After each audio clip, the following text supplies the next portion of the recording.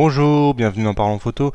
Aujourd'hui, on regarde l'actu qui a marqué la semaine. On va regarder des photos. Voilà, c'est un épisode un peu différent des autres. Donc écoutez, cette semaine, qu'est-ce que j'ai repéré? Alors, je vais vous mettre un lien vers un reportage fait sur Phototrend qui explique pourquoi tout le monde tire la tronche sur les photos d'époque. C'est assez intéressant, ça sort un peu de l'ordinaire. C'est un reportage grosso modo qui vous explique qu'à l'époque, pour faire une photo, il fallait des minutes, voire des heures, et qu'il était impossible de rester figé avec un sourire, et que du coup, les gens ne souriaient pas de façon à garder la pose pendant de longues minutes. Je trouvais le reportage très intéressant, je vous invite à le lire. Un autre reportage qui cette fois-ci est fait par Focus Numérique que je vous invite à lire, qui est sur la nouvelle technologie de chez Canon qui est le Dual Pixel, qui en fait permet sur un même pixel d'avoir deux pixels qui sont exposés différemment. Voilà, c'est un article qui est très bien fait que je vous invite à lire aussi, où on apprend exactement comment marche cette technologie et à quoi elle sert. Cette semaine, on a repéré aussi David Yarrow, qui est un ambassadeur pour Nikon de tout ce qui est la faune sauvage, qui s'est fait choper son appareil photo par un tigre, enfin par une lionne plutôt. Et enfin une infographie faite par Photo Rumors que je vous propose de regarder qui montre un peu l'industrie des appareils photo sur 7 ans, 2009-2016. On s'aperçoit grosso modo que c'est une industrie qui est en net recul tous les ans, donc 35% de recul en 2016. On s'aperçoit un peu de la manière dont les hybrides progressent ou progressent pas. En l'occurrence, on voit que tout ce qui est réflexe et compagnie décroît de 17%, alors que les hybrides, eux, sont en recul que de 4%. Donc ce qui montre bien que la part des hybrides devient de plus en plus importante dans les caméras vendues. On peut voir aussi la répartition des appareils. Donc on voit que 52% des appareils vendus en 2016 sont des appareils à objectifs non interchangeables, donc du style compact ou bridge, que 34% des appareils vendus sont des réflexes et que 13% des appareils vendus sont des hybrides. Donc on voit à l'inverse que cette part des hybrides qui était de 5% en 2013, donc il y a seulement 3 ans, et de 13% en 2016 et va continuer à croître. On voit aussi que la part des objectifs non interchangeables qui était de 75% en 2013 est tombée à 50% en 2016. C'est ce que je vous disais l'autre jour. Avec les smartphones, on a de moins en moins besoin de caméras, de compacts et compagnie.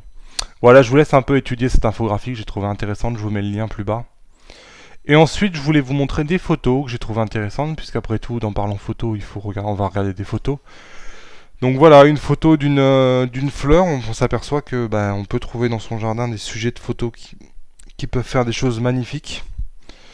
Donc là, on voit une fleur prise en cadre très serré. On voit les pétales sur le côté et le milieu très coloré. Voilà, c'est une photo qui est prise au 55 mm, ISO 100 et à l'ouverture à 20 par contre. Voilà, une deuxième photo que je vous montrais que j'ai repérée cette semaine, c'est une photo d'un oiseau tout simplement avec un oiseau sur un ciel bleu.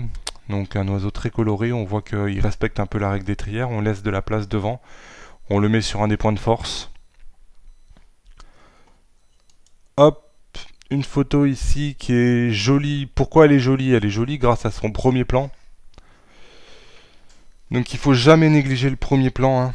On verra avec une des photos suivantes, mais là encore on respecte à peu près la règle des tiers. On a un tiers d'eau, on a le premier plan, ensuite on a un premier tiers d'eau. On a un premier tiers avec une petite falaise avec des arbres, ensuite un troisième tiers avec le ciel. Donc voilà, là la photo est légèrement désaturée, il n'y a pas trop de couleurs, il n'y a que le bleu vraiment qui ressort. Et c'est une photo qui est faite au compact, si je dis pas de bêtises, non avec un hybride pardon, avec un hybride de 12 mm. Donc ce qui rend vraiment très très important, la composition de la photo est essentielle. De même ici un panorama. Donc c'est pareil, on retrouve de nouveau la règle des tiers. Donc on a un tiers d'eau sur lequel se reflète. Donc bon, évidemment, ce qui est joli ici, c'est la symétrie. Ça doit être une pose longue parce qu'on voit que toute l'eau est lisse. Afficher l'exif.